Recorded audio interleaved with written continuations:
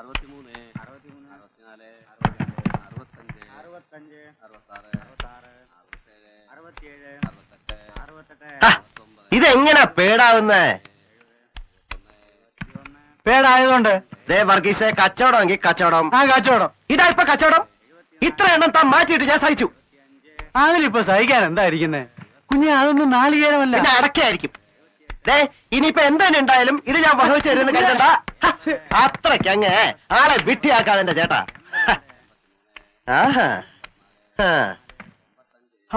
ഒന്നും പറഞ്ഞിട്ട് കാര്യമില്ല. ഇനിയിപ്പം തിരയൊന്നുമില്ല. നോക്കട്ടെ ഞാന്. അല്ല, ഇതിലിപ്പോ ഇത്ര അതിശയിക്കേണ്ട കാര്യമൊന്നുമില്ലെന്നേ. എങ്ങനെ തിരയാണ്ടിരിക്കുന്ന നാണയത്തിന്റെ തിളക്കം കണ്ട അത് പാമേത്യത്തിലായാൽ കൂടെ അവിടെ കുത്തിയിരുന്ന് ചകഞ്ഞിട്ടുള്ള വിദ്വാന്റെ വിത്തല്ലേ? അപ്പൊ അത് കാണിക്കാതിരിക്കാൻ പറ്റുമോ? അച്ഛനെ പറഞ്ഞോണ്ടല്ലോ. എന്തിനാ ഇപ്പൊ കൊടുവാളെടുത്ത? ഒന്നുകൂടെ പറയണോ തന്റെ? ഒന്നുകൂടെ പറയാൻ പറഞ്ഞാൽ മേനംകുട്ടിയോടും പറഞ്ഞില്ലല്ലോ. പിന്നെ തലപ്പോ പറഞ്ഞോ? ഞാൻ വർഗീസ് സാബിനോടല്ലേ പറഞ്ഞത്? വർഗീസിനോട് പറഞ്ഞത് പിടിച്ചോളൂ. അമ്മ കേക്കഞ്ഞിട്ട് പോട്ടെ, ഞാൻ കള്ളും കുടിച്ചോണ്ട് എന്തെങ്കിലും ഒക്കെ പോഴത്തെ വിളിച്ച് പറയണം. മുതുക്കെ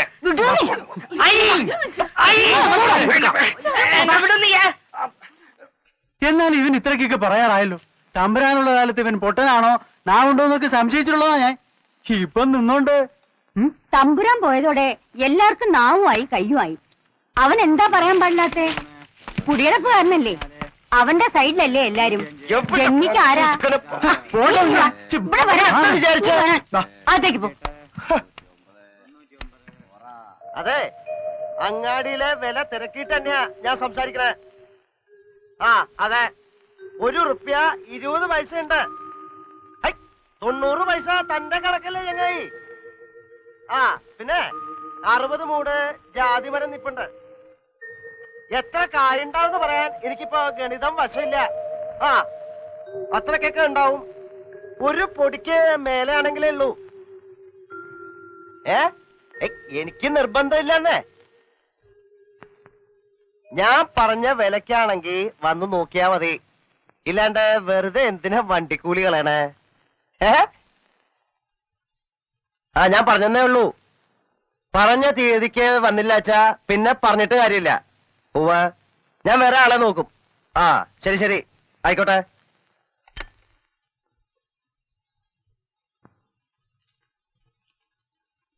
കുളിക്കണ്ട, കണക്കും കൂട്ടിയിരുന്നോളൂ.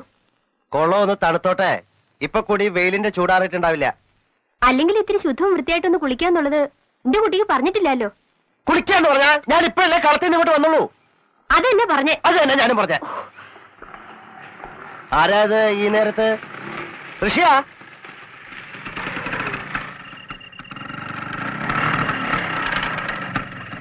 വന്നൂല്ലോ. ഇനിയിപ്പോ ഉടനെ കുളി നടന്ന പോലെ തന്നെ. കിട്ടിയായിരുന്നോ? കിട്ടിയെന്റെ ഇഷ്ട.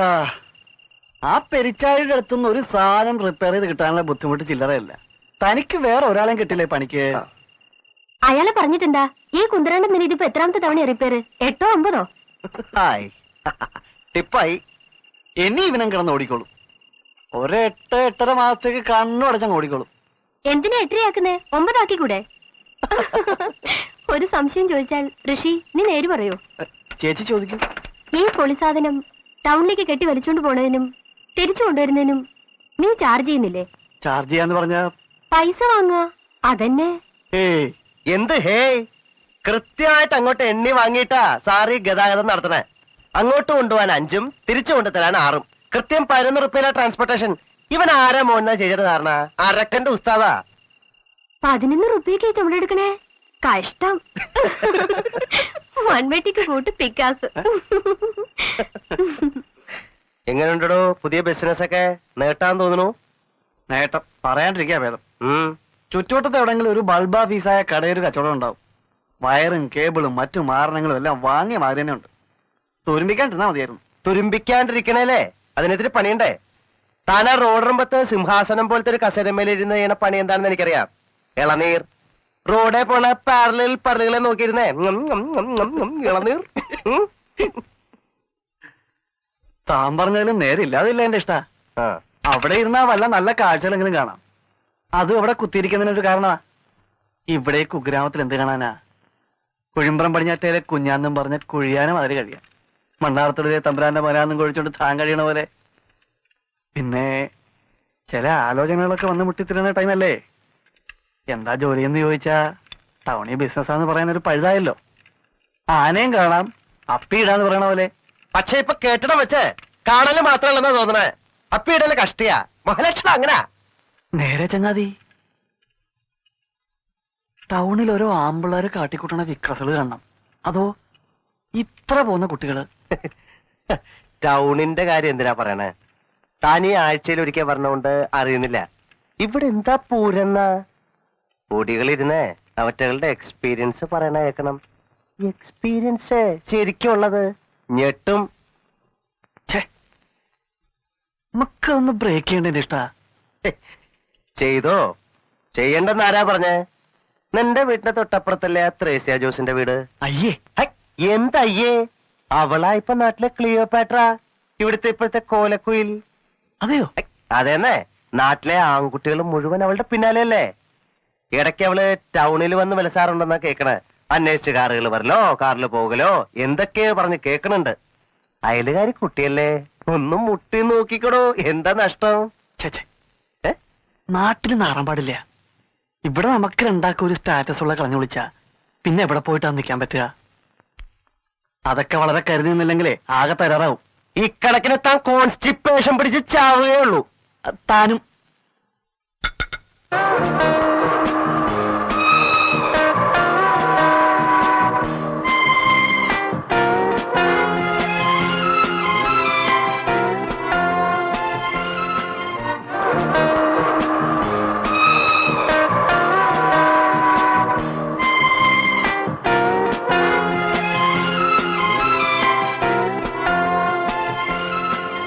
അതെ, ഈ ദേവി ഇലക്ട്രിക്കൽസ് എവിടെയാണ്? ദാ അങ്ങനെ പോയാ മതി. അങ്ങനെയാ?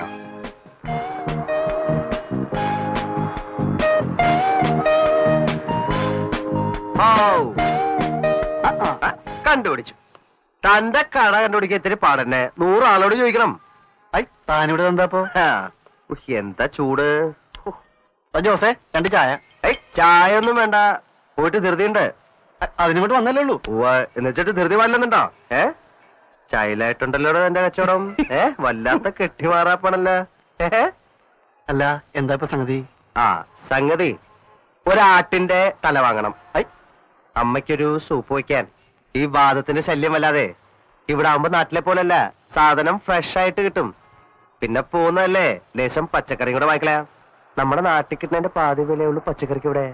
എന്നാലും ഒരാട്ടിൻ തലയും പച്ചക്കറി വാങ്ങാൻ വേണ്ടിട്ട് താൻ ഈ 14 കിലോമീറ്ററിന്റെ ബസ് കൂലി കളയോ? ഇപ്പൊ വിശ്വാസമായല്ലോ. എന്നാ വാ, ഇറങ്ങിക്കോ. വണ്ടി വർഷാപ്പില്ല. താൻ വണ്ടി എടുക്കണ്ട എന്റെ ഇഷ്ടാ. ജോസേ, ഞാനിപ്പോ വരാട്ടോ. സാർ,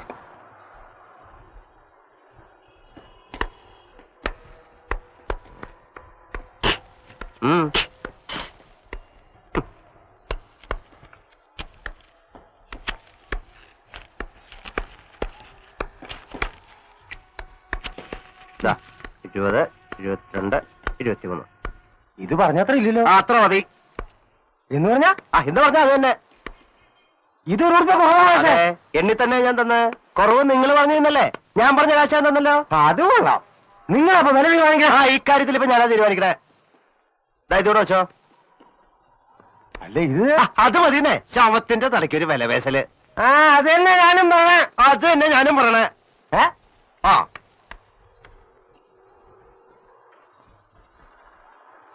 ആവൂ, എന്താ ഒരു ഉഷ്ണം. ചൂട് തുടങ്ങണേ ഉള്ളൂന്നാ പറയണേ. ശരിക്കും ഞങ്ങൾ പിടിച്ചു കഴിഞ്ഞാൽ പിന്നെ നമ്മുടെ മുറിയൊക്കെ നെരിപ്പടാ. സമ്മതിക്കണം, സമ്മതിക്കണം ചങ്ങായി. നമുക്ക് ഒരു നാരങ്ങ വെള്ളം കാച്ചിയാലോ? ഉപ്പിട്ട ഒരു നാരങ്ങ വെള്ളം ഈ ചൂടത്തേക്ക് ബെസ്റ്റ് അല്ലേ? ബെസ്റ്റൊക്കെ തന്നെയാ. പക്ഷെ ഉറുപ്പിയ 2 മാറും. പോട്ടെന്നേ, കുറച്ചൊക്കെ സൂചിച്ചില്ലെങ്കിൽ പിന്നെ ഈ സമ്പാദിക്കണേൽ എന്താ അർത്ഥം അല്ലേ?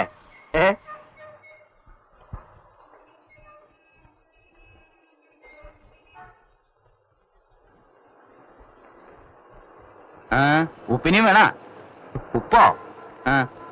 ഉപ്പാകുമ്പോ ചെലവില്ലല്ലോ അല്ലേ? ഐസില്ലേ? ഐസില്ല. ഐസില്ലാണ്ട് പിന്നെ എന്തിട്ട് അറിയാലോ? ഐസില്ല.